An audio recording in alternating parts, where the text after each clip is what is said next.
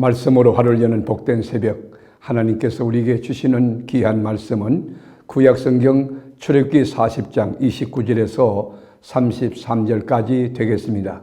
온라인으로 동참하는 여러분도 다 함께 성경을 펴주시고 같이 말씀 속으로 들어가 보실까요?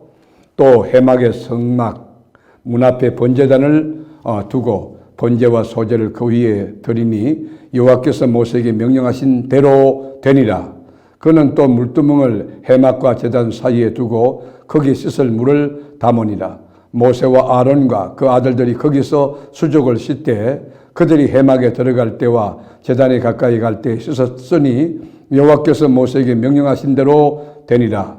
그는 또 성막과 제단 주위 뜰에 포장을 치고 뜰문에 휘장을 다니라. 모세가 이같이 역사를 마치니 아멘. 이스라엘 민족 공동체가 하나님의 역사로 우상의 땅이었던 애굽에서 출애굽해 나오고자 할 때에 모세가 바로 왕에게 요청한 게 있습니다. 그게 뭘까요? 은금을 달라 했을까요? 또는 명예를 달라 했을까요?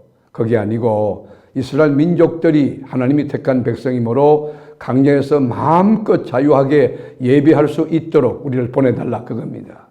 출애굽의 목적이 뭐죠? 광야에서 예배하는 것이에요. 광야가 뭐예요? 우리 인생 행로입니다. 그때 바로가 꾀입니다. 남자만 나가라고. 남자들은 오케이 가도 된다. 남자 예배해라. 그러니까 이런 이유 저런 구실을 달면서 여러분 그 제안하고 막았습니다. 바로는 하나님의 백성들이 예배하고자 하는 간절된 열망을 또 거룩한 뜻을 배부른 자의 흥정으로 여겼습니다. 모세가 원한 것은 다른 것 아닙니다. 온 백성이 하나님 앞에 온전히 예배하는 것이었어요. 여기 있어서 모세는 한치의 양보도 없이 계속 도전했던 것입니다. 그래서 치열한 공방이 오고 갑니다. 안 된다, 된다, 된다, 안 된다. 약 10회에 걸치는 영적 전쟁을 치르는 가운데 드디어 바로가 무릎을 꿇고 이 출애굽의 역사를 허락해 주는 거죠. 오늘날 여러분 우리가 사는 사회 어떻습니까? 우리 한국교회가 정말 심각한 위기에 달해 있지 않습니까? 교회를 전염병의 온상처럼 호도하면서 세상을 동원하여 교회를 감시하게 만들어가고 있는 이런 풍토, 분위기, 이런 토양이 너무 힘든 것이죠. 물론 몇 개의 교회가 잘못한 점도 있습니다. 그러나 저희 교회도 마찬가지고 한국교회 대부분이 아주 건강합니다. 사회적 거리두기, 그리고 방역, 그리고 마스크 쓰는 거, 식사하지 않는 거, 그리고 법에 따라서 잘 준수하는 건강한 우리 한국교회를 이렇게 호도하고 잘못되게 이렇게 비판하고 하는 것은 정말 가슴 아픈 일이 되는 것입니다. 그런 가운데 그리스도인들도 그 정부의 프레임이나 또는 매스컴의 영향을 받아서 예배를 쉬고 있는 사람이 많다는 거예요. 또 온라인 예배라고 드리지만 정말 온라인 예배를 정장을 하고 우리가 정식 예배처럼 그렇게 중심 맞춰서 경건하게 드리고 있다고 하면 그것도 또 별개의 문제가 될 수 있지만은 그냥 때우는 식으로 이 파자마 입고 애들과 농담하면서 TV 켜놓고 그냥 형식적으로 한다고 하면 이것은 예배가 아닌 것이죠. 여러분 우리가 이 요한계시록에 보면 그 소아시아 7개에 나오잖아요. 여러분 사도 요한이 밤모섬에 유배되어 있을 때 그 고도에서 경건하게 하나님 앞에 예배하는 주의를 지키는 그런 태도 우리에게 필요한 것입니다. 지금 우리 한국교회는 심각한 시험대에 올라와 있어요. 나를 구원하시고 나와 함께 하시고 나를 사랑하시고 독생자 예수까지 주신 하나님의 아들 예수 그리스도의 구속 은총을 생각하면 우리가 예배드리는 거 얼마나 귀한 것입니까? 교회는 건물이 아닙니다. 교회는 프로그램이 아닙니다. 교회는 예배가 생명인 것입니다. 예배에 실패하면 다 실패하고 예배가 무너지면 모든 것이 다 무너지는 것입니다. 그러므로 한국교회는 모두 정신을 차리고 힘들고 어렵지만 눈물 골짜기를 우리가 거쳐가면서 지나가면서 성전을 향하여 눈물의 순례길을 떠나야 합니다. 하나님 앞에 예배드리기 위하여 여러분 드라이브 스루로 교회 안에서도 마당에서도 얼마나 예배드릴 수 있지 않습니까? 우리의 중심이 하나님을 향하여 있어야 되는 것입니다. 예배를 향하여 가는 그 길에 하나님이 샘을 터지게 하시는 우리 안에 대로가 열리게 하는 그런 축복이 있는 것입니다. 시편 84편 5절에 보면 주께 힘을 얻고 그 마음에 시온의 대로가 있는 자는 복이 있나이다. 그들이 눈물 골짜기로 지나갈 때에 그곳이 많은 샘이 있을 것이며 이런 비가 복을 채워주나이다. 우리가 주님께 힘을 얻기 위하여 마음에 시온의 대로가 있고 하나님의 성전을 향하여 예배드리려고 몸부림을 칠 때 우리의 눈물 골짜기에 하나님이 많은 샘물이 터져나가게 해주신다는 것입니다. 하나님께서 이스라엘 민족을 구원하시고 우리 죄인들이 하나님께 나아갈 수 있는 길을 열어줬습니다. 그게 뭐예요? 성막 아닙니까? 애굽을 떠난 지 둘째 해 첫째 달 초하루에 성막을 완성합니다. 여러분, 성막이 완성됐을 때 하나님의 뜻대로 성막을 다 지었을 때 이스라엘 민족들의 감격과 기쁨은 하늘을 여러분 찔렀을 것입니다.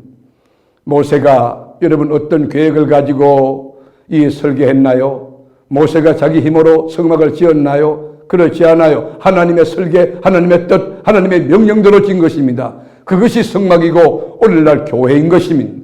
여러분, 성경은 계속해서 반복해 말하기를 하나님이 명령하신 대로 이 성막을 지었다고 정언합니다. 19절 보실까요? 또 성막 위에 막을 덮고 그 위에 덮개를 덮으니 여호와께서 모세에게 명령하신 대로 되리라. 여호와께서 모세에게 명령하신 대로 되리라. 21절 보시죠. 또 그 괴를 성막에 들여놓고 가리개 휘장을 늘어뜨려 그 정거를 가리니 여호와께서 모세에게 명령하신 대로 되니라. 여호와께서 모세에게 명령하신 대로 되니라. 23절 또 여호와 그 상위에 떡을 진설하니 여호와께서 모세에게 명령하신 대로 되니라. 25절도 또 여호와 앞에 등잔대에 불을 켜니 여호와께서 모세에게 명령하신 대로 되니라. 27절 그 위에 향기로운 향을 사르니 여호와께서 모세에게 명령하신 대로 되니라. 29절 또 해막의 성막 문 앞에 번제단을 두고 번제와 소제를 그 위에 드리니 여호와께서 모세에게 명령하신 대로 되니라. 32절 그들이 해막에 들어갈 때와 제단에 가까이 갈 때에 씻었으니 여호와께서 모세에게 명령하신 대로 되니라. 여러분, 무슨 뜻입니까? 시작도 하나님의 말씀대로, 진행도 하나님의 말씀대로, 끝도 하나님의 말씀대로, 명하신 대로 이 피니시했다는 거 아닙니까? 그러니까 여러분, 성막이 귀하고 하나님의 교회가 귀하고 예배가 귀한 것입니다. 우리가 여러분 인생의 신앙생활 할 때도 내 뜻대로 하는 것이 아닙니다. 하나님의 뜻대로 해야 돼요. 우리 인생의 결론이 사도 바울같이 내가 선한 싸움 잘 싸우고 달려갈 길 잘 마치고 믿음을 지켰으니 이제 후로는 날 위하여 의의 멸류관이 예비됐다고 고백하는 다윗의 성리적인 이 고백을 할 수 있으려면 하나님의 말씀대로 신앙생활해야 되고 하나님의 말씀대로 예배를 드려야 하고 하나님의 말씀대로 새벽기도 해야 되고 하나님의 말씀대로 전도해야 되고 하나님의 말씀대로 충성해야 되고 하나님의 말씀대로 믿음을 세워 살아야 하는 것입니다. 고린도전서 3장 10절에 보면 내게 주신 하나님의 은혜를 따라 하나님의 은혜를 따라 내가 지혜로운 건축자와 같이 틀을 닦아둠에 다른 이가 그 위에 세우나 그러나 각각 어떻게 그 위에 세울까를 조심할지니라. 믿음 생활은 경계하면서 조심하면서 두렵고 떨리는 마음 가지고 구원을 이루어 가야 하는 것입니다. 이 닦아둔 것 외에 능히 다른 틀을 닦아둘 자가 없으니 이 틀은 곧 예수 그리스도라. 예수 그리스도의 여러분 이 기초 위에다가 이 터전 위에다가 우리 신앙을 세우는 거 아닙니까? 만일 누구든지 금이나 은이나 보석이나 나무나 풀이나 집으로 이 터 위에 세우면 각 사람의 공적이 나타날 때에 그날이 공적을 밝히리니 이는 불로 나타나고 그 불이 각 사람의 공적이 어떠한 것을 시험할 것임이라. 만일 누구든지 그 위에 세운 공적이 그대로 있으면 상을 받고 우리가 여러분 이 땅에서 일어나고 난 뒤에 하나님 나라의 상급이 그대로 있도록 입을 열지 않고 왼소리 하는 걸 오롯소리 모르게 하고 은밀한 중에 하나님 앞에 이렇게 충성한다면 여러분 마지막 결론이 뭐지? 누구든지 그 공적이 불타면 해를 받으리니 그러나 자신은 구원을 받되 불 가운데서 받은 것 같으니라. 집을 지을 때도 모래 위에 짓느냐 반석 위에 짓느냐 중요한 거 아닙니까? 여러분 우리에게 명하신 인생의 설계도 우리가 신앙생활 할 때도 하나님의 말씀대로 말씀을 따라 말씀에 의하여 말씀 가운데서 말씀에 순종하여 믿음 생활해야 합니다.